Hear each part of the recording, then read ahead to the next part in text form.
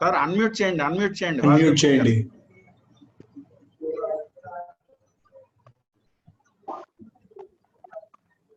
Thank you, Chairman. I am very pleased to introduce G.V. Abhishek.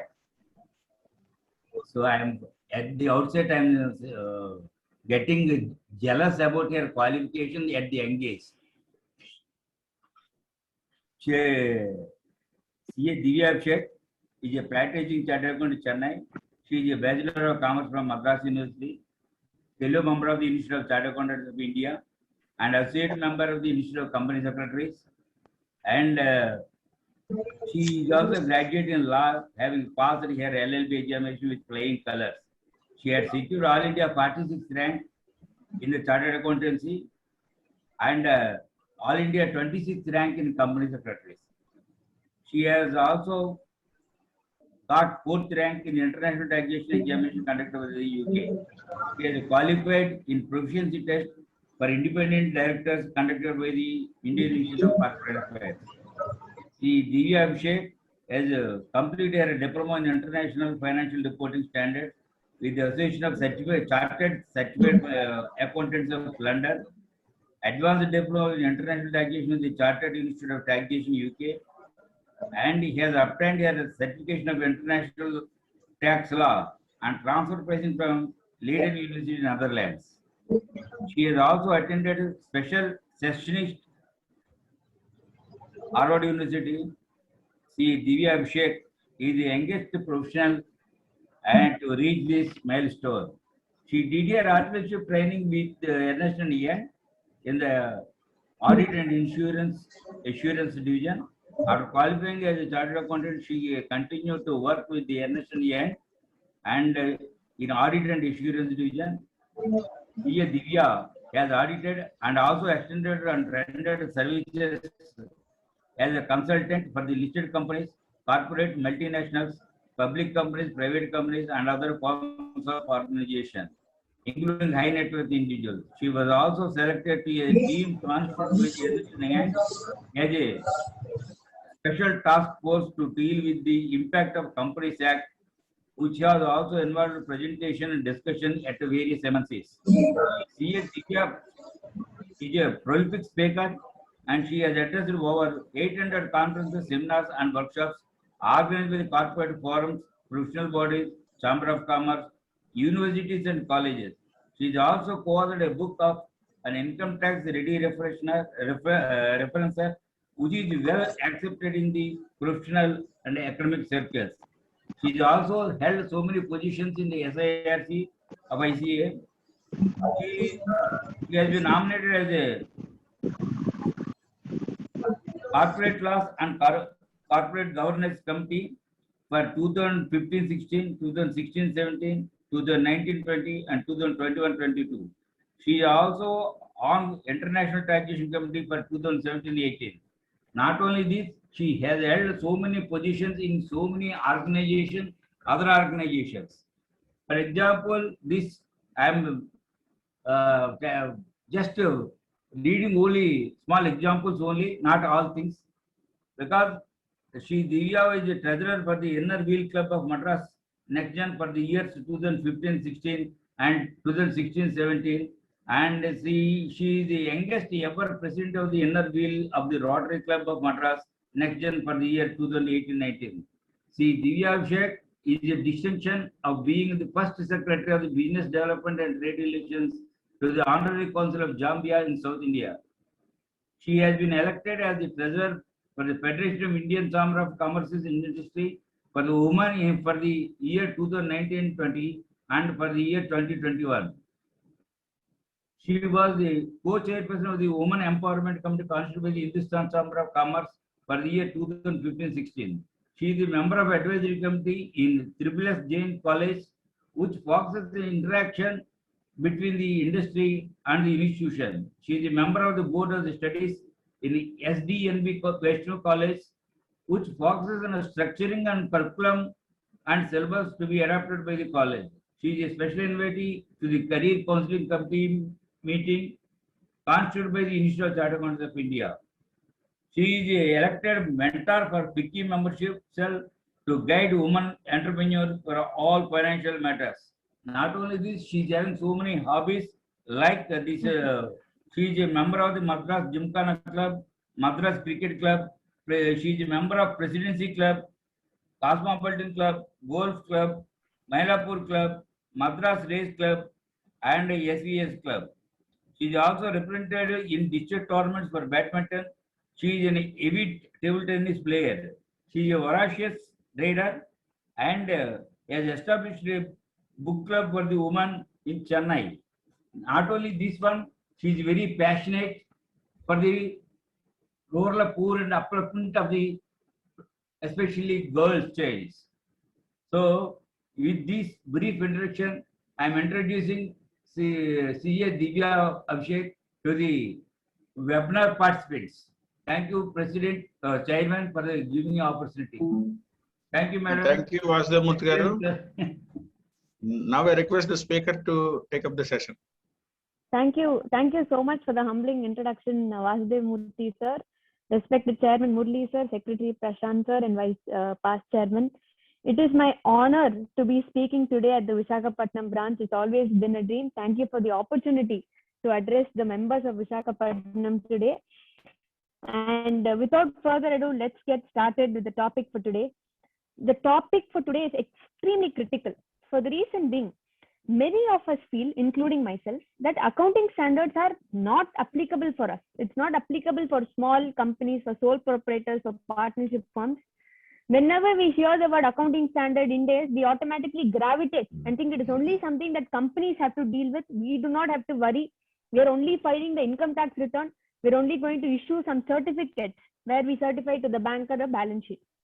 And that is where I want to stop all of you and say today's session is of primary importance because it is going to bust this myth where by very virtue of us being members of the Institute of Chartered Accountants India, the ICAI, the paramount standard setting body with respect to accounting standards, imposes responsibility on each and every one of us to abide by these standards. While a lot of you might feel, yes, accounting standard has been there since 1987. There is nothing new about it. Why is it suddenly so important that we have to listen and understand today? It is not that we are following it by word for every single sole proprietor we do returns for. The reason being, friends, two reasons. One, as Murli sir rightly pointed out, in April 2021 at the 400th council meeting, they came out with very, very specific guidelines where every single non-company entity is now bucketed into levels which we will be discussing, wherein it is mandated the application of accounting standards. Second, we are aware that accounting standards mandated for the bigger entities for a long time. Now what ICAI has done is for the last 18 months, the quality review board has been set up to monitor this. Now earlier we had disciplinary board, quality board. I had the opportunity of understanding how these function and was largely focused on bigger companies, and a turnover criteria was taken as to who will be selected, what has to be reviewed. But today, it is in random. There is no turnover, no borrowing, wherein this quality review board is looking at the correct aspects and all entities are now open for verification. Thereby, as chartered accountants and members of the institute, it is on us to understand what is going to be applicable, whether we have been following that, how do we need to change it, and more importantly, to disseminate this knowledge to fellow professionals and our clients to ensure it is being followed strictly, so that tomorrow when there is a review or any such matter, the accounts are ready and prepared and in line with what the institute has declared for us. So that is why it is going to be a very, very important session, and at the right time, because this year, when I said the 400th council meeting happened, the applicability, friends, is from 2021. That is your March 31st, 2021 has to abide by these changes that we are going to be discussing today. When I say non-corporate entities, now we are aware that anything other than a company will come into this bucket of a non-corporate entity, whether it is a sole proprietor firm or a partnership firm or an AOP or a special purpose entity. Automatically, we assume it is a small entity and hence it is going to be more relaxed. But what if I were to tell you the Airport Authority of India, having a turnover of 50,000 crores, being in charge of the global airports, falls into this bucket of a non-corporate entity? And this is further backed by numbers, wherein when we take the latest 2021, how many companies have filed your tax audit? Under Form 3CA, we have 280,000 companies. Now we are aware, whenever any statute becomes applicable, they have to file under Form 3CA, which means all your companies, whatever has a statute applicable to it, Companies Act 2013 will come into this bucket. Everybody else who files a tax audit report, who is not governed by any law other than the Income Tax Act, have to file your Form 3CB. And the number is 25 lakhs. Almost 10 times the number of companies are your non-corporate entities, which the government foresees. In fact, in the budget, the Honorable Finance Minister said almost 96% falls into this bucket. Now, this is only the companies which follow tax audit. There are so many other entities for which tax audit is not applicable, which are very, very high, and hence these non-corporate entities become applicable. It's interesting to note, whatever standards and aspects that the Airport Authority of India is going to follow, your tea shop vendor who comes to you to file his income tax return, who comes to you to certify his balance sheet so he can take a small loan from bank, also falls within the same category. And hence it's very, very, very important that as members we understand the criteria and apply it diligently. Now, why should a non-company follow standards? I already said that the ICAI, the regulator, the standard setting body, imposes certain rules on its members to follow these accounting standards. So let us first understand what are these rules. Why do we even need to look into these accounting standards for someone who's just an individual, who's a sole proprietor, who just merely files his tax returns?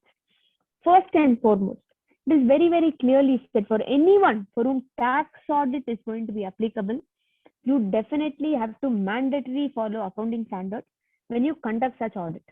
Now, we are aware, for all those companies following 44AB, the auditor signs in the 3CA or 3CB of it being true and correct. So by very virtue of that, it is an attestation function, and hence automatically your accounting standards will become applicable in toto. And this has also been clarified by the ICAI in the guidance note of 44AB. Very, very clear. Now, next question. Most of my clients are not going for tax audit. Do I still need to look into this? Because what you have said earlier is only for your 44AB companies. Now, let us understand certain provisions which are very critical into determining why you need to follow your accounting standards. First and foremost, whenever an auditor discharges their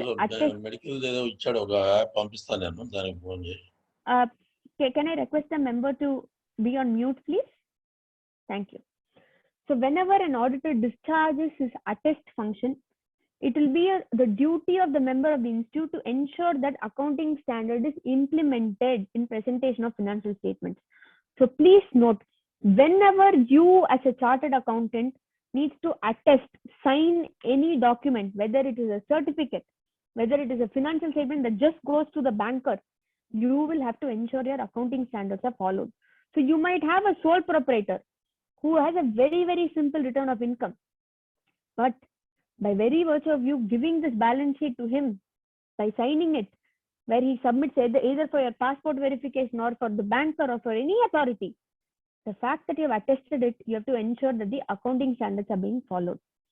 Further, friends, the ICAI Code of Ethics, something that is very, very critical for us to be as members of the institute, clearly lays 3 clauses in its second schedule, which imposes responsibility on every member to follow accounting standards.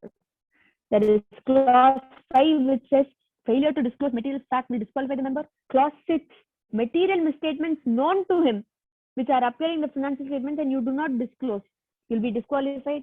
Clause 7, which says due diligence or gross negligence or misconduct is also punishable. Now, let's understand what is this material misstatement that is saying in clause 6. We need to go to SA 320, the standard on auditing, which says non-compliance with accounting standard is a material misstatement. Thereby, By very virtue of you not following accounting standards, you will become disqualified by the ICAI. Not only will your client's balance sheet be improper, you are also bound for some disqualification. Secondly, SA 200 says every financial reporting framework must include accounting standards. And as members of the institute, we are bound by this. While the management of the client is not bound by it, you are bound by it to ensure that this is being done. What are the implications? Now, we are all aware code of ethics is taken very, very seriously. So you will either be reprimanded, there is a punishment up to 5 lakhs, or if it is found to be a material deviance, they can even remove your membership from the database permanently. So ignorance is not pardonable, and thus these are implications as to why we need to follow the accounting standards. So it is not just enough that only for tax audit assessees, because you are signing true and correct, accounting standard needs to be followed, but for every entity, every non-company entity, you need to follow these standards. Now, immediately a question arose in my mind. Very simple partnership form, husband and wife have started. Whether that now I need to start preparing in a Schedule 3 format of balance sheet and profit and loss. Friends, please remember, we need to segregate between accounting standards and requirements of the Companies Act. You do not need to change the way in which you are preparing your balance sheet, but you need to ensure that it has a relevant disclosure. I will be covering today which entity, what needs to be disclosed, what are the practical aspects that we come across.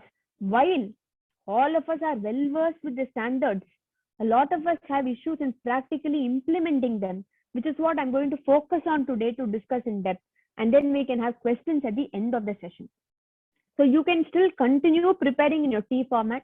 There is no necessity to change it. But by very virtue that you're preparing this balance sheet is being uploaded through the income tax return. It is suggested that you have notes to accounts. Now, this is something that all of us do not do. Practically speaking, even I have not followed for many clients. Well, we have a tea vendor who comes in, we quickly prepare and we file the return and we think that is what it is. But please ensure, along with this balance sheet, you also have to attach this notes to accounts saying whether you have complied with the standard, whether it is applicable for you, or whether it has been exempted. All of which we'll discuss today. I will also give all of you a sample of how your notes to account should be after this session, so that you can use that as a basis while preparing for the smaller non-company entities. And we cannot always call them small. Now, numbers have also said through the income tax filing that most of the largest entities, be it your HUF, your LLPs, your partnership firm, they all come into this category of a non-company entity.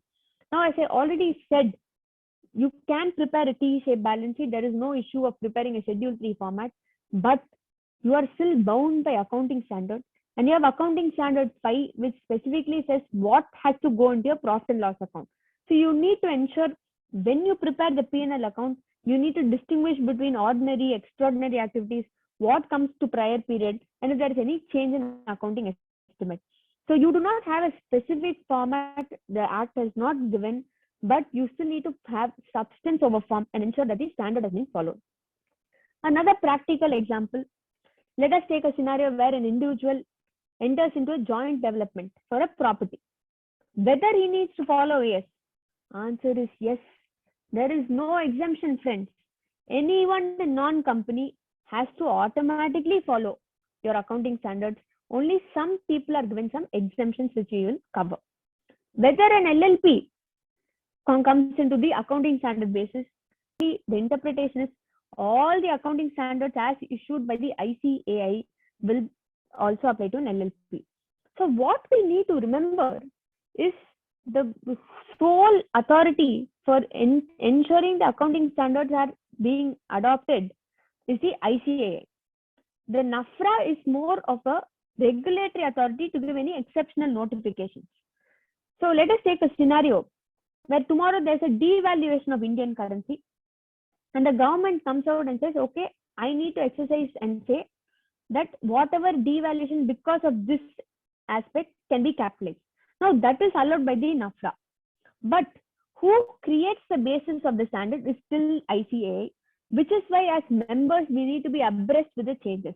And when I say changes, the most important change that came out in April 2021, a detailed document of the changes that happened in the 400th meeting by the Council of ICAI, which revised the criteria of the applicable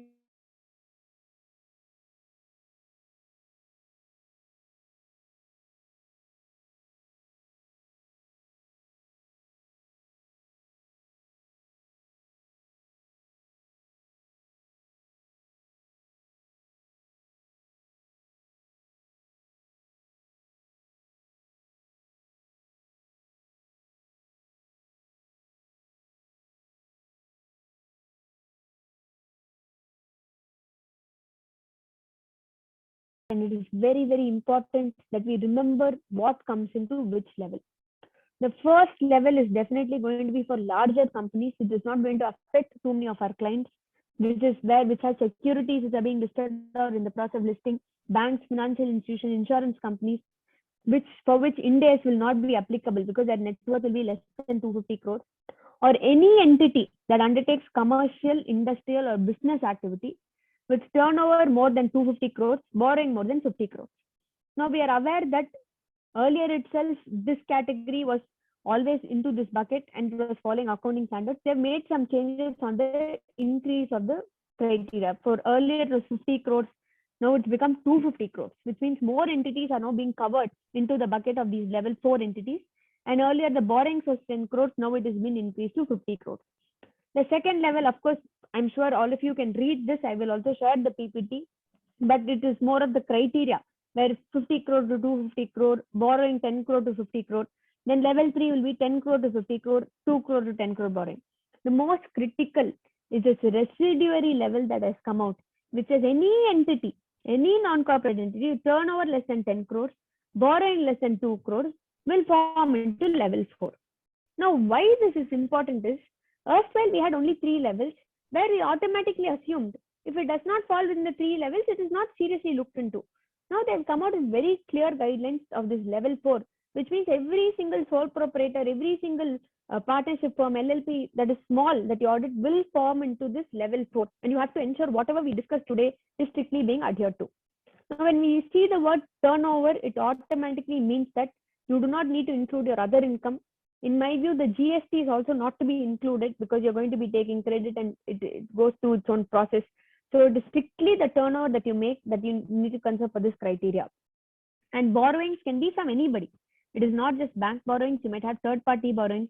So if any of these conditions are satisfied, then automatically you need to come into one of these buckets at the levels that we have put here. The next logical question, whether this is going to be applicable for charitable trust. Now, in the first slide, when we saw that trusts are also included as non-company entities. Whether I need to now follow accounting standards for my charitable trust, because we are all aware when we prepare the income and expenditure statement, we are not preparing a profit and loss as per AS5 that I said earlier. We are not following the accounting standards strictly. Now, we all know that for trust, we do purely on a cash basis. When donation comes in, we expend it and we make the accounting. Whether a charitable trust needs to follow. Now, this is that the wording is very, very important. Commercial, industrial, or business. So automatically, when we look at a charitable trust, it is more into charity. It will not do any of the commercial, industrial, or business activity. Thereby, and on combined reading with para 3.3 of the preface to Statement of Accounting Standards, we can interpret that this level criteria will not be applicable for a charitable trust and they need not follow your accounting standards. But if any aspect of commercial, industrial, or business is undertaken, let us take a very simple scenario. Today, we have a hospital that is run as a charitable hospital, but due to COVID, it is now vacating some premises and renting beds. It is making some money through that process. Automatically, we consider as a commercial activity. Thus, for the entire account, you now need to prepare as if accounting standards are applicable for that entity. Let us take another example. Let us take an example, a regular charitable trust. It has excess funds. It has not done any activity. It has put into fixed deposit and earning interest from the deposit. Whether that can be considered as business, this is a highly debated issue. But in my view, just simply earning interest will not be considered and you can still continue preparing without accounting standards. Let us take the institute itself, where it is earning from selling books, then automatically it will be considered as a commercial activity. Because even if a part of the activity is commercial, business, or industrial in nature, automatically, even for the trust, the accounting standards become applicable. So one practical way where you can do is, let us take a scenario where you have a temple which is opened as a charitable and religious trust. It has a hall next to it which it leases out and rents and gets money. I would suggest you segregate both of it and put the hall in another entity so that your accounting to that extent will also be simpler when you deal with accounting standards and non-accounting standards. Now, this is just a snapshot of how it was earlier and how it was now. What we need to notice, it is or either your turnover or your borrowing. Now, any revised criteria chart that you see here, if any of these criteria is satisfied, automatically it will fall into that respective bucket. For parlance, they've said large size, medium, small, and micro. Now, this micro is what is the most attractive. Less than 10 crore turnover, less than 2 crore borrowing, that we will be revisiting quite often through the provisions of this section. Because what they've tried to also do in this classification is, we're aware in 2021 budget, the finance minister said they're going to increase the tax order limit to 10 crores. So it felt apt to go in line with that and also in line with the MSME Act and the RBI guidelines. So after 17 years, these provisions have been harmonized after multiple changes to enable smooth accounting and auditing of these entities. Now, earlier, let us take a scenario. It was your entity was a level 1 entity. Now, to quickly give you some backdrop, any level 1 entity has to follow all accounting standards. As if you're auditing a company, you need to do, there is no exemption from any accounting standard for your level 1 entity, which is going to be your entity where 250 crore turnover or a 50 crore audit. So regular company audit you need to do irrespective of the turnover that comes after that. Now let us take a scenario where earlier it was level 1. Because of corona and everything, it has now become level 2. Whether it can have some exemptions as per level 2. Now, please remember, whenever an entity is categorized as level 1, for 2 consecutive years, it has to still be a level 1 entity, even though the turnover has reduced. And then the third year, if it's still lower, then you can opt for a level 2 entity. The reason is it was felt sometimes there'll be seasonal changes. For example, because of corona, some entities might not be hitting that revenue of 250 crores. They might be in 200 crores. But again, next year, they go back to regular operations. So you still need to continue as if it is a level 1 entity only. Now, between level 2, level 3, let's take a scenario where last year it fell into this bucket. This year business became worse. So it is falling as a level 3. Now we are aware that accounting standards applicable to each level is going to vary, which we will discuss in detail. Whether by virtue of becoming level 3, do I need to restate my previous year number to what is applicable? All that is not required. The institute wants to keep it very, very simple. You just need to disclose that it is changed as a level 3 this year, level 2 that year, and numbers are not comparable, whatever it is. So with that, let us first understand what are these accounting standards that are going to be applicable for these 3 levels. We are not going to delve deep into each of these standards because I'm sure as members and with the 17 years of the multiple changes, we are aware of the basic provisions of the accounting standards. But we're going to discuss what are the practical applicability issues, whether it is going to be useful for the client, how we are going to navigate through these changes smoothly. Now, if you see here, up to AS 12, almost all standards become applicable. At least these 7 standards are applicable for all entities where you see yes, yes, yes. Because if you take disclosure of accounting policy, valuation of inventory, net profit or loss, prior period income, construction, now all these revenue recognition, they're base groundwork where it was felt that you cannot exempt any entity from it because it is the basis on which one should prepare their financial statements, a bedrock for you to understand and prepare your statements. But whereas the other standards, the more specific ones, whether you take Forex, whether you take your property, plant, equipment, investments, employee benefits, the level 2, 3, and 4 have certain exemptions given to it by very virtue that they are smaller entities and these standards might not be as useful for the readers of the statement. The large assumption here is whenever you are a large entity, you have many stakeholders who are interested in it. And by virtue of that, you need to do a lot more disclosures. But as you become smaller in size, it becomes very tedious to follow multiple disclosure requirement of these standards. So in order to ensure that it is practical for accountants like us to also audit this correctly, they have given various exemptions for these standards. Now I'm only going to touch upon what are exempted. If we take cash flow, it is not going to be applicable for your level 2, 3, and 4 entities. So automatically you do not have to worry about it. Your property, plant, and equipment, effects of forex, only some exemption given to level 3 and 4. Again, disclosure exemptions given for level 4 in terms of investments. Amalgamations, now the very definition of amalgamation is a company which is amalgamated as per provisions of Companies Act 2013. Thereby, any non-company entity amalgamation is not going to apply because you do not follow those provisions. Employee benefits, something we are going to discuss in detail. Borrowing cost is going to be applicable to all. Segment reporting is not applicable for level 2 and level 3. Now, when it comes to segment reporting, friends, if you have a level 1 entity, please ensure that it is found in the notes to accounts. By very virtue of having a 250 crore, while it might not have multiple products, I'm sure there'll be geographic segments for it. And when we say geographic segments, you just need to check the GST registration in different states and accordingly segment it according to that. Whatever submission made to GST return, you can just update that into your AS17 format. But many companies miss out on following this segment reporting standard, and it's very, very important that it is being abided with. Related party disclosure, there's some exemptions.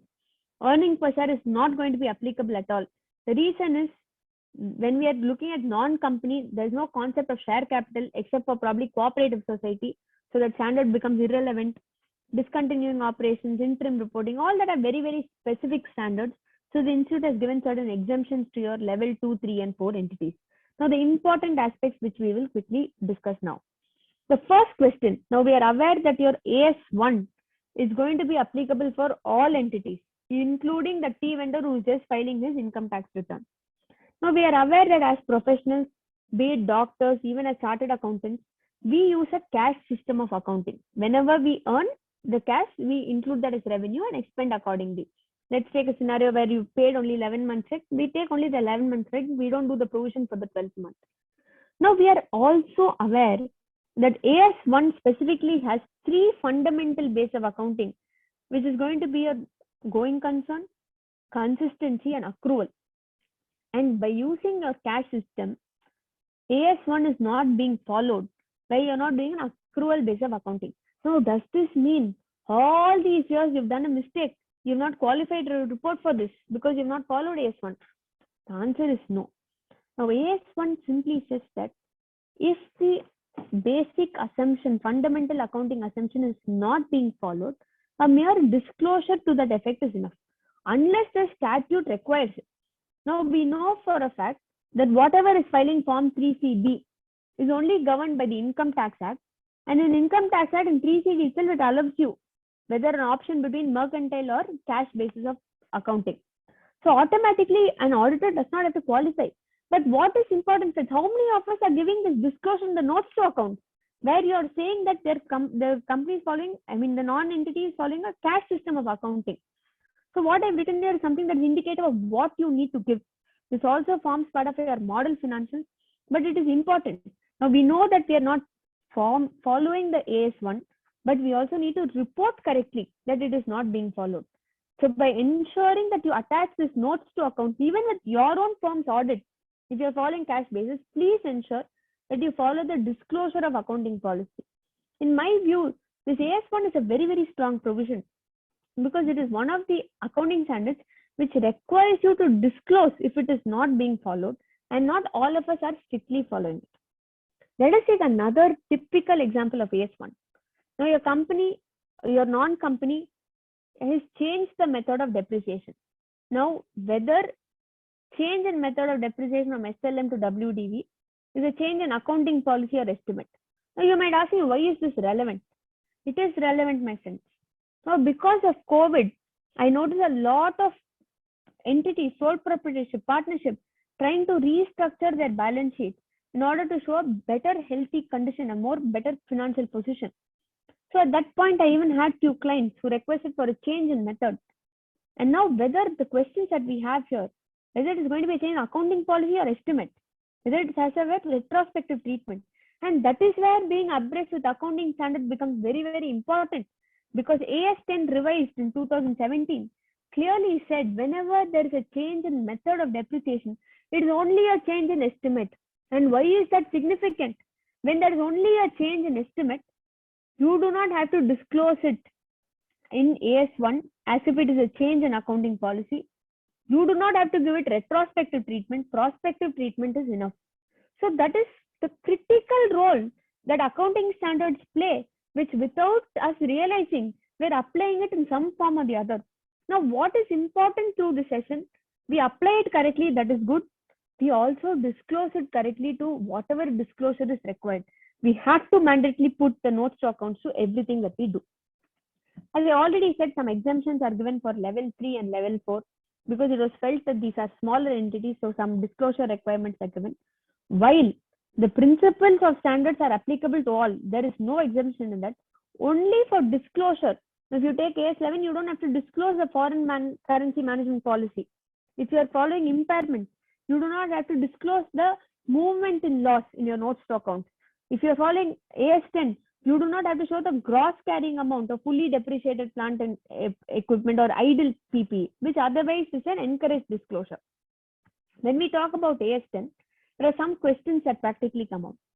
Now, because of Corona, some of our clients who are non-companies have shut down their factories. Whether for the period for which they've shut down the factories, we can avoid showing the depreciation cost. Answer is no. First and foremost, the definition of AS10, where depreciation is defined, clearly says wear and tear, technological obsolescence and effects of time, which automatically means that whatever the number of years that you're following has already factored these stoppages. Thereby, you still have to recognize depreciation for all 12 months, whether the plant was shut down, whether the machinery was put to work or not, as long as even one day it has been put to use or it has been ready for use. Second, very, very common question during these times, whether I can show depreciation as an extraordinary expense because of Corona. Absolutely not. It has been established. There are about 6 publications given by the Institute over the period of 1.5 years, clarifying all these aspects. So please ensure when you look at your plant and machinery for 31st March, even though the client is a smaller client, you have to ask the relevant question, whether it has been used properly, whether there have been any spoilage, whether you can still continue recognizing that asset in your books, and then accordingly you need to provide the depreciation for it for all the time. There are certain other disclosure exemptions. Now I'm going to cover only the critical ones in detail that is going to be relevant for the members on a daily basis. AS13, in my view, is just a disclosure requirement, which is not going to be very critical. AS15, very, very important standard, but also a standard that has been discussed multiple times because of some fear involved around its interpretation. Now, we have 2 important aspects of AS15 that I would like to point out. One is the compensated absences. So whenever there is leave encashment, all of us have some policy or the other. When you look at a non-company entity, please remember, you need to check whether this leave encashment can be encashed into cash form by the employee, or whether it is a non-encashed, but he can carry it on year.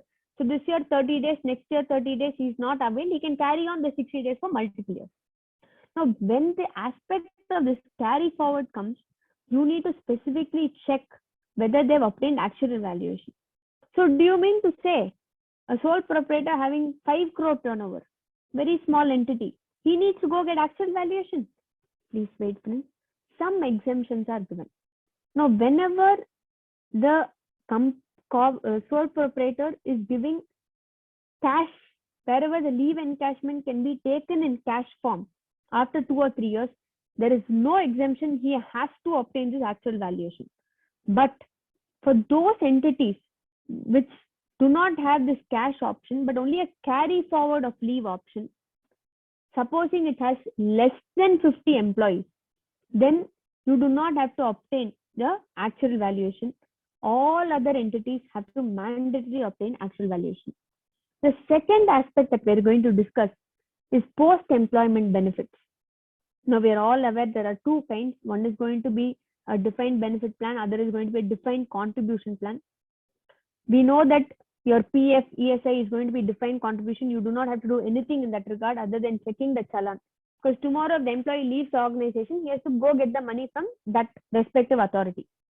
What we need to look into is this defined benefit plan, which typically has your gratuity pension.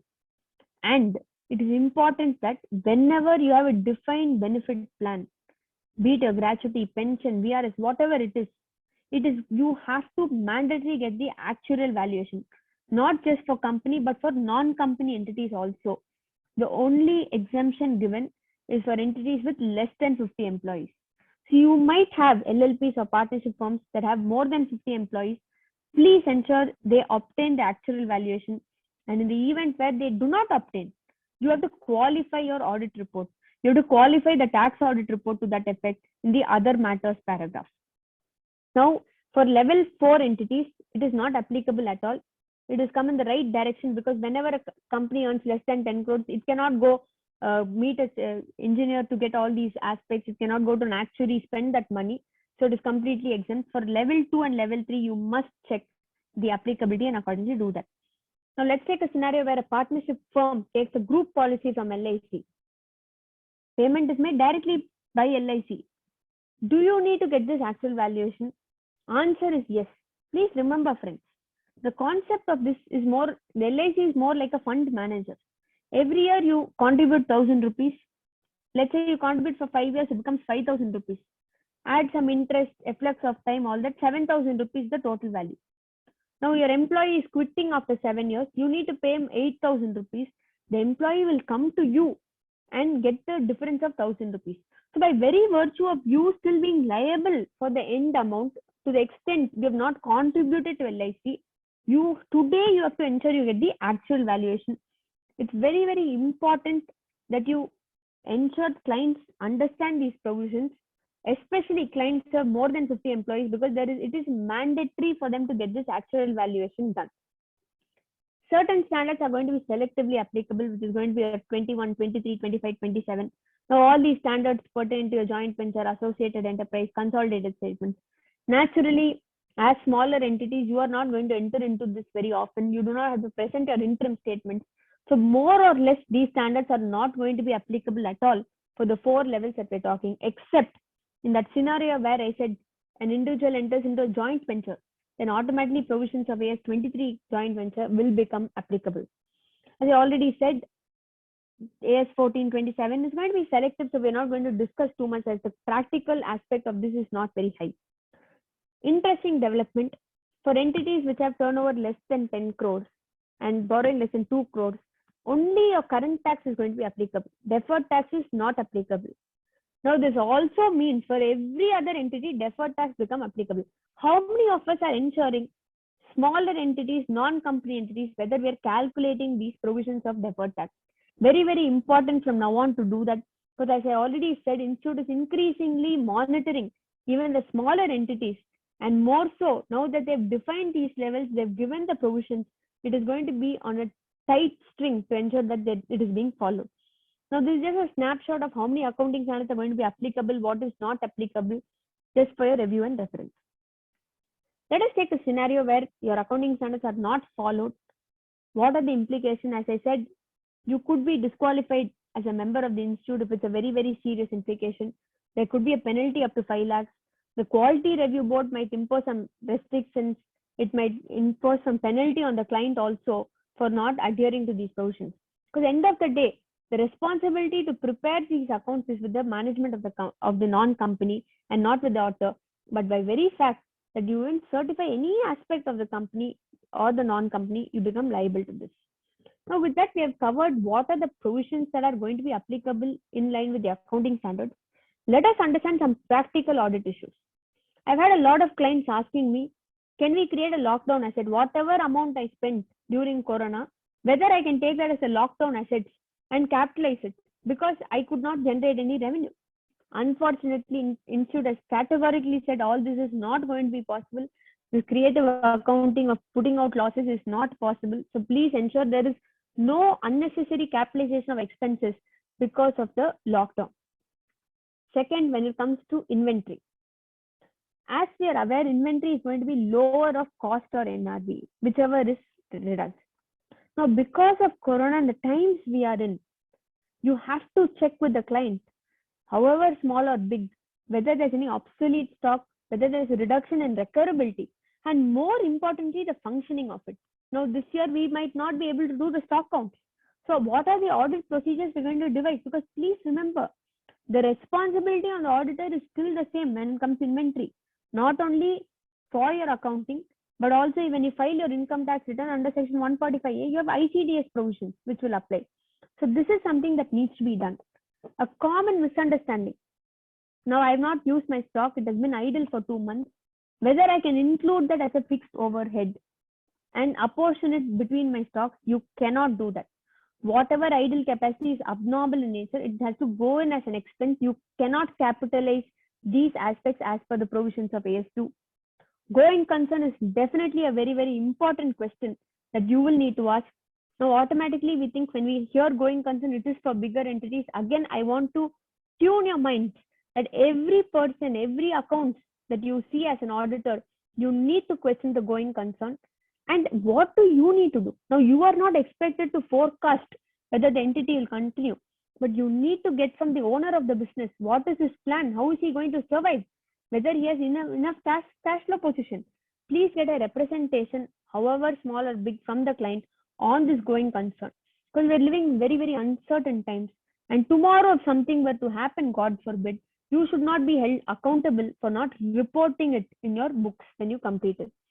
AS4 again deals with events happening after balance sheet dates. Now, this is a very basic provision that I do not want to cover in detail.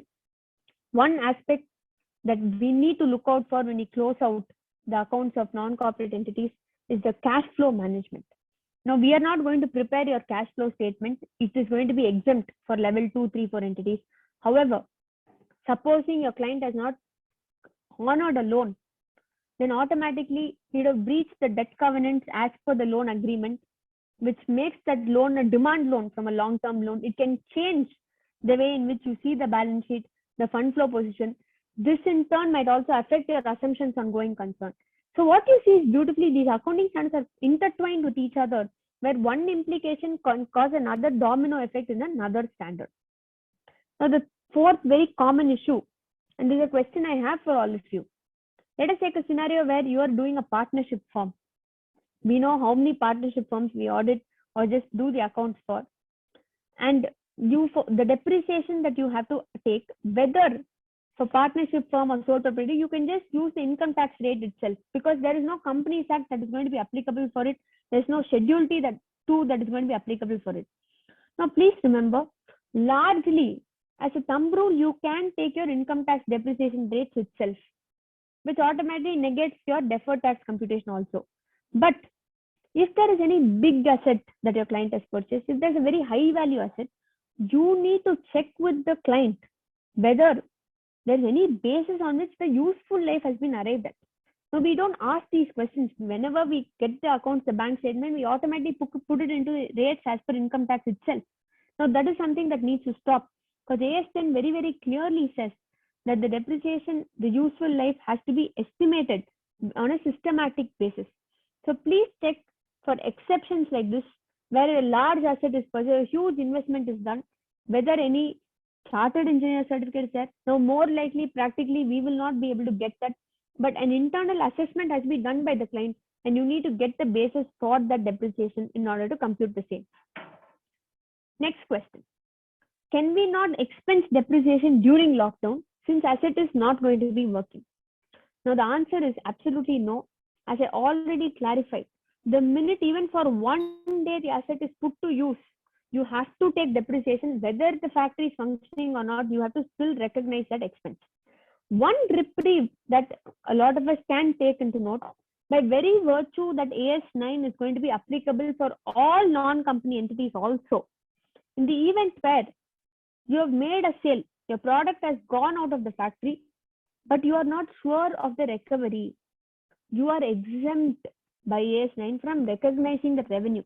Unless there is virtual certainty of collection, of completion of sale, or transfer of risk and rewards, you do not need to recognize that as revenue in your books.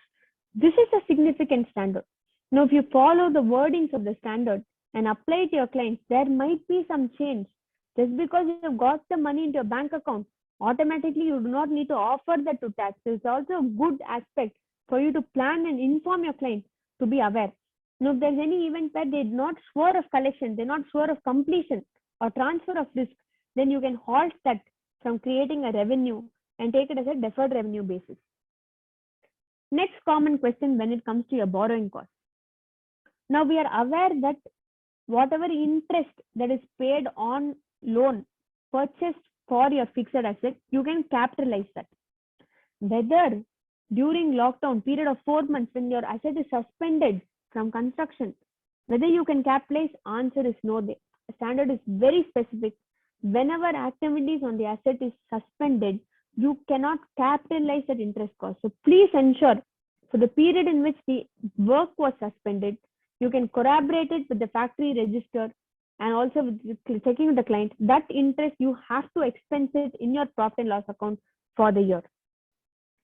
Very popular standard is your AS19 lease.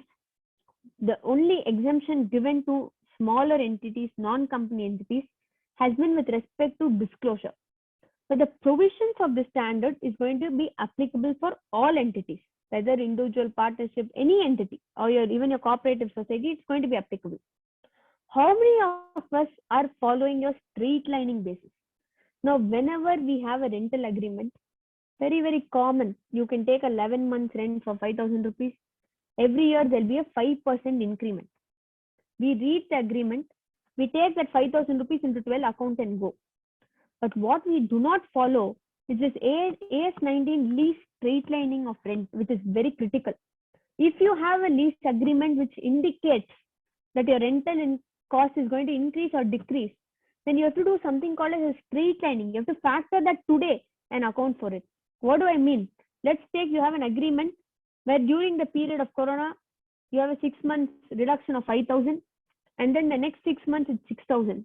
You have to account as if it's 5,500 rupees per month. That is, you have to straight line the total and apportion it on a monthly basis. Very, very critical clause, which I feel a lot of clients do not follow. Please ensure this is being executed because AS19 is going to be applicable for all. There is no exemption on non-applicability.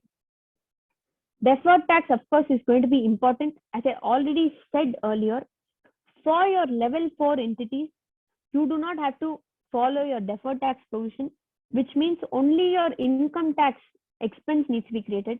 But for any other entity, mandatory for you to follow deferred tax. Now, to quickly take a minute to explain, let us take a scenario where your profit as per books is 100. You have multiple deductions and exemptions. We are aware 43B is going to be an addition. You have a depreciation as per income tax that you can reduce.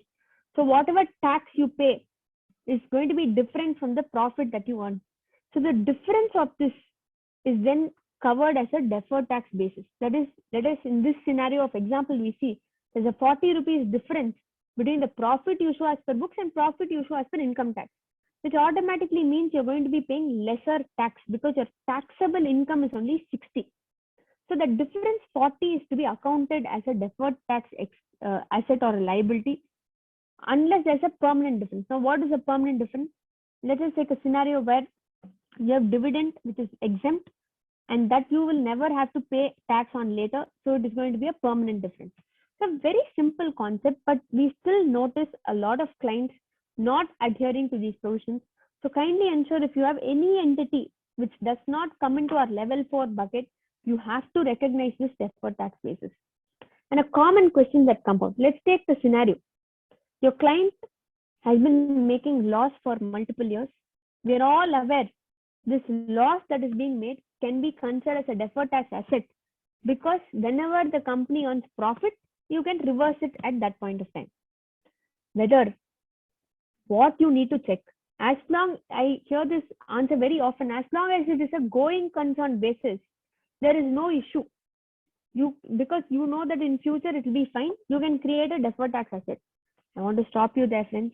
AS22 very, very clearly says it is not just going concern that is important. You need to check a virtual certainty.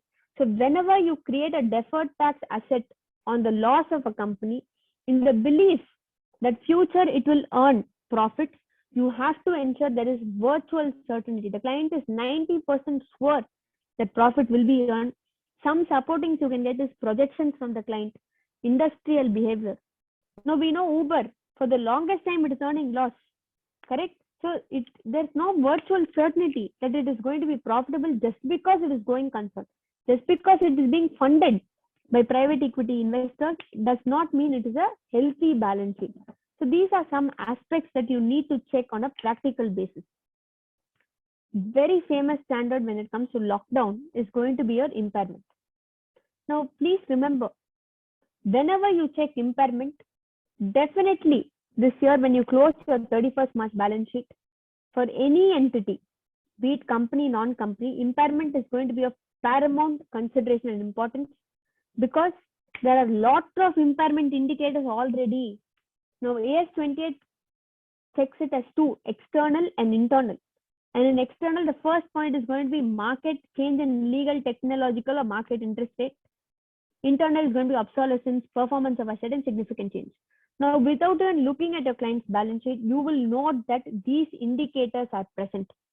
The minute indicators are present, you need to arrive at the recoverable value of the asset, which is going to be higher of value in use or present value method. Now, when I say that, what are these specific wordings that I'm using? We're all aware that there are two aspects. One is going to be value in use, and the second is going to be future cash flow. Now, it's going to be a very technical aspect that you need to do. The minute you have an impairment indicator, AS28 will get activated, and you need to arrive at the future cash flow, do discounting of that, and then arrive at the current value today. Whatever is higher is considered as a recoverable value. You then compare this number to your books of accounts and then check whether you need to impair or not. This is naturally going to be a very complex process, which is why the institute has also recognized this and said, we will exempt level 2 and 3 entities from doing this whole computation, this present value computation, this discounting, future cash flow, all that can be very complex for a smaller entity. So all level 2 and level 3 entities can follow any method that is found reasonable with key assumptions to arrive at this. So by this, you cannot interpret that you don't have to look into impairment at all. You definitely have to look into impairment. You definitely have to do what we see on the screen here, your value in use, your future cash flow. But what you are exempt from is to going to an expert to get this present value accounting done. So please ensure all your clients strictly follow this impairment. In my view, there's definitely going to be scope for a lot of impairment to be recognized, because we know that practically some assets are going to be short-lived. So by very virtue of multiple lockdowns, multiple changes in the industry, market standards, costing, it needs to have a serious look into, and only exemption is given for level 2 and level 3. There are certain other matters that have practically come up. Now let us take the scenario where provident fund pertaining to the employer contributions given by the government for certain entities during the period of Corona. We are aware till June 2020, the government contributed. Please remember, this is considered as a government grant. So whatever this provident fund, you have to follow provisions of AS12. Now, practically, we might be doing it. We know that when we get the grant, we recognize the expense, we net off, use the income approach. But now, additionally, what we need to do when we close the balance sheet, it is not just enough you do that accounting. You have to disclose in your notes to accounts the provisions of AS12 was followed for this and income approach was used. Similarly, even you take a PM CARES fund, you are allowed 100% tax deduction under 80G. So these are some changes that are worth noting. With that, we come to our last standard of relevance, which is going to be our AS29, provisions, contingent, and liability. This standard also takes a lot of importance during the time of Corona, practically. The first aspect is going to be verification of the onerous contracts. Now, what is an onerous contract? When a client enters into a contract with a customer, he will say, assuming 100 is the sale value, 80 is going to be my cost, I will continue the contract. Now we are aware costs have increased. So today the cost might be 110. So practically your client himself will not want to execute the contract because it is going to be loss making. So he might just put it on halt. So you will need to recognize that loss today for any such contract by assessing this. So it might be a scenario where the contract rolls over next year, but by virtual certainty of that loss being incurred, by you checking these costs, it has to be accounted today. Similarly, contingent asset, you might have an insurance policy to cover for the loss due to business disruptions. Many clients just give you that claim and ask you to recognize this insurance as contingent asset. Unfortunately, you cannot do that unless there's a communication from the insurance agency that they confirm to the claim. You cannot recognize a contingent asset in the books. Provision, of course, is also important, which is largely being done correctly in my view. However, if there are some future costs that the client starts estimating because of COVID, you cannot create a provision for all that today. Again, whenever we look at AS 29, it has to be on real-time basis. You actually have to have some certainty of the transaction happening. You cannot forecast and create provisions today or bad debt aspects today. So with that, I would like to close my session for today. Thank you so much to the branch for giving me this opportunity to conduct this session. I would love to take any questions that members may have in this regard. Thank you again.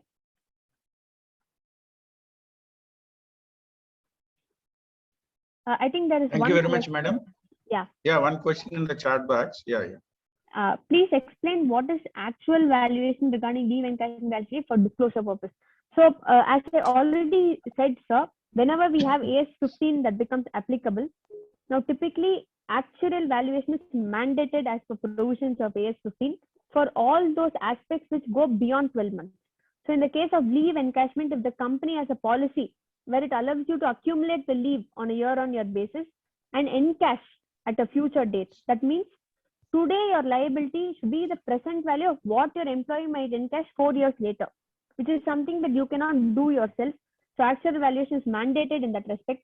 Similarly, even with gratuity, where we are aware all this is payable only on retirement or when the employee leaves the organization, because we are not equipped to assess the liability today, this has been mandated. Now for smaller entities, it's naturally going to be much more difficult to assess how much you're going to pay. You have to pay an actuary. So they've given some exemptions from actual valuation for your level 2 and level 3 entities, which have less than 50 employees. But the minute you have more than 50 employees, actual valuation is going to be mandatory for you. Level 4 entities completely exempt from the provisions of actual valuation.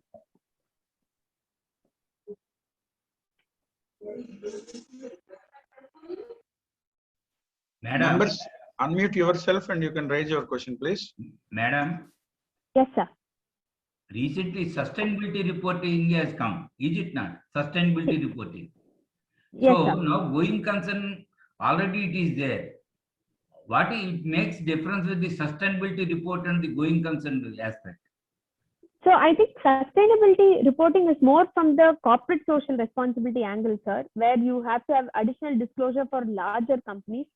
But when you look at going concern, that is a fundamental accounting, which is going to be applicable for anybody. So sustainability reporting is more from the angle of how the society is benefiting from what you do. Going concern is more from the angle of whether this company is going to continue internally, whether what you are recognizing today, because today we know we recognize everything on cost basis. The minute going concern is going to be affected, you have to start recognizing on realizable value basis. So your entire balance sheet will change when we look at going concern. Sustainability reporting is more of a reporting after your balance sheet is finalized and freezed. Under doubt, madam, because you just now you have told that going concern aspect. Because this insolvency, in case of insolvency, you know pretty well that institution, that company is not going to sustain or not going to continue. But why we have to take the valuation as a going concern, madam? So insolvency is very specific, that provides the immunity also as per the standard. It is more specific, and hence for now we can go by that stand. But again, it's a very good question that you've raised. We'll look into that as well, sir. Madam, I have a question regarding Yes, AS 29. Yes, sir. The loss cannot be accounted for unless it is realized. Yes, sir. For AS 29, just you mentioned that, okay, we know that the contract value is like, okay, some 80 rupees and 110 is the realizable value. Sorry, other way around. The cost, Okay. cost is 110 and realizable value is 80 rupees. We have to account for 30 rupees loss or something like that. How can we do that? Like, okay, unless it is realized, contract is executed and it is not realized. Yes, sir. So there are two aspects when we look at AS 29. One is going to be what I covered were forecasting losses. Now, the client is saying because there is corona, because there's potential lockdown, I might be earning 10 crore loss. Now, that is something you cannot disclose. But whereas if you have a real contract and where there are timelines set and it is issued and specific to that case, you are sure that there is going to be a loss, then both your AS7 and AS29 urges the company to recognize that. But if you're uncertain, you can still disclose it as a contingent liability. That is potential loss in the future in your notes to accounts. But one of the standard mentions like, okay, loss cannot be accounted unless it is happened or it is happening, madam. Yes, sir. So that's why if the contract very specifically says that it is going to devolve by 31st March, then it automatically means that you have to recognize that. But if the contract is going to proceed for many years, then there is no certainty of that loss being incurred yet. So you can, out of abundant precaution, you can disclose it in your notes to accounts, but you do not have to adjust for it in your profit and loss account. Okay, madam. Thank you.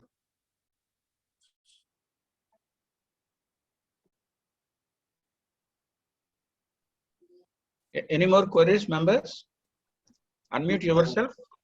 I'm happy. Visweswara garu. Sir, I am Visweswara speaking. Sir, I have a peculiar problem, madam. In fact, we appreciate your presentation, very nice. And we have a peculiar problem, and particularly in the case of a hudhud loss here in Visakhapatnam, we witnessed a hudhud loss. There is a super cyclone, there is a loss. It is in the year 2014. And the SSC borrowed 100 crores and invested in stocks. It's a industry, I need not tell the name because so many people are involved in it. There is a loss due to cyclone. And there is a stock auditor has given his report. And the statutory auditor also has given a report. Unfortunately, none of them have visited they cross-checked these two things. Now, before insurance people have given where the claim is 100 crores, they have settled for 3 crores. So in this time, I am appointed as an advisor in the arbitration proceedings, wherein my report is totally different from both the auditors. One is stock auditor from the banker side and the statutory auditor from the company side. Now it's a special assignment. The precautions which we are taking are really harming the other auditors. So what kind of standards I have to follow? So by virtue of being an arbitrator, as long as you're not going to attest anything, sir, you are not 4400, that standard. I am taking a specific assignment. Yeah. So I'm not following any accounting standards. If I write, I need to give my claim, exact claim. What should be the correct claim? Then I need to comment on the other auditors also. Correct. So as long as you're not going to follow any attestation or true and correct function, you are not bound by the accounting standard in this respect. No, So I'm not following any accounting standard, but what happened to the other two auditors? That's what. Yes, so that is definitely a contentious issue where they ought to have followed the right method of accounting and auditing, which today I'm following the accounting principles and I have to justify the claim which I'm making claim. They have not followed. Correct. That is the Correct. issue. Correct. So, but I need to establish that. Okay, Yes, in a sir, lighter vein, absolutely. coming to the different question. Person purchased an asset worth 5 crores. Cash system of accounting. In the month of February, he purchased. So how to account for that asset, madam? How to take the depreciation? You can take the date on which it is, has it been put to use, sir? Yes, it is put to use in the Then you can definitely take depreciation on the date on which you've put to use. 5 sir. crores. Yes. What is the asset value in recording the books in the books of accounts, cash system of accounting? I paid only down payment of 1 crore. Then you will have to record it as and when you make the payment, sir. Then By virtue of following depreciation, that. coming to depreciation. For income tax purpose, you can still claim, saying, no, I think you still have to go ahead with this, or you can create a deferred tax asset to that effect. In the event where you take a call to go with recognizing the entire amount, you have to create the deferred tax accordingly and nullify over a period between your accounting and your income tax purpose. Because income tax still says the date you put to use, you can recognize, and you need not typically follow. But in the event where in 3CD you're going to say you're following cash basis, then it makes sense for you to standardize both. Thank you, madam. Thank you. Thank you very much. Sir Visweswara garu, చెప్పండి. ఇది మీరు 4410 తీసుకుని అన్నారు. 4400. 4400.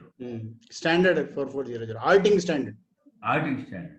Because 4410 is only for Vishweshwara, sir, the engagement out after of 50 2016 only.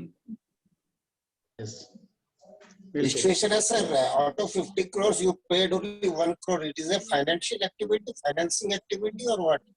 Sir, he purchased a proclaimer to do a business. He has followed a cash system of accounting. He borrowed that money. So this is the first year of operation. We are taking it as a cash system so that to avoid so many things. That's okay. Correct. How to report it is the question. Very, very interesting case.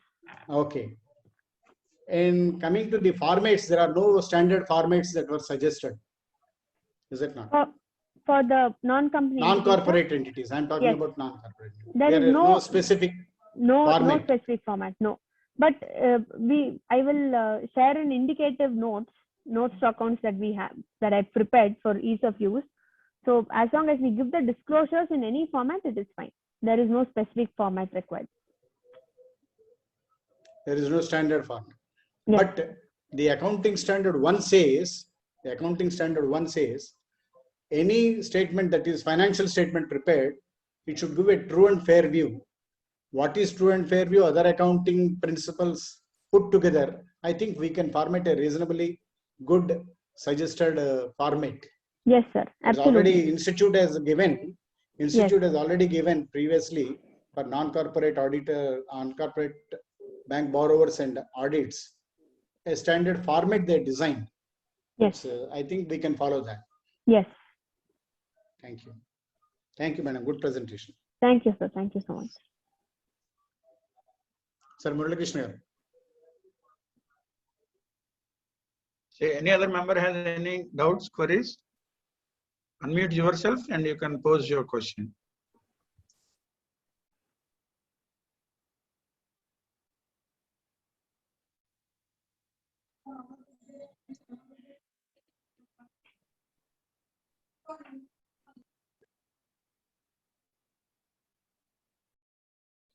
Thank you, madam. It seems your detailed deliberations have cleared all the doubts in the minds of our members attended now. Now I request the Secretary CA Prashant Kumar to propose vote of thanks.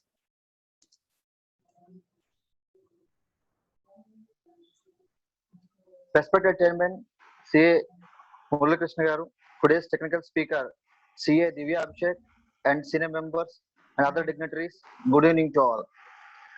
I am privileged to propose vote of thanks for the technical session on my behalf and on behalf of the Visakhapatnam members. Madam, I am conveying heartfelt gratitude for accepting our invitation and being with us to share your knowledge and ideas on the practical issues in the auditing of non-corporate entities. Madam, you are focusing light on the accounting standards and its applicability to the different levels of entities with the touching the changes with respect to the COVID situation is really handful tool to our members in their regular practice. Your focus on some special points like PF contribution made by the government is to be treated as a government grants, and we have to check with that accounting standard and other going concern concepts, inventory valuation, capital expenditure, means a treatment of capital expenditure, are very nice, and it is very specially we treated this as a very good point in your seminar. The entire deliberations delivered by you is very wonderful, madam, and we are very much thankful to you on behalf of me and my own Visakhapatnam branch members. Members, there is an announcement regarding the upcoming event. That is on 15th May 2021, Saturday, we have a seminar on an overview of recent changes in Companies Act by a speaker, Dr. B. Ravikumar from Chennai. The timings are 4:30 p.m. to 6:30 p.m. Request the members, please make use of this and get benefited. And I also extend my thanks to all the members who are participating in this seminar. And also I thankful to my chairman for giving this opportunity. Thank you very much, sir.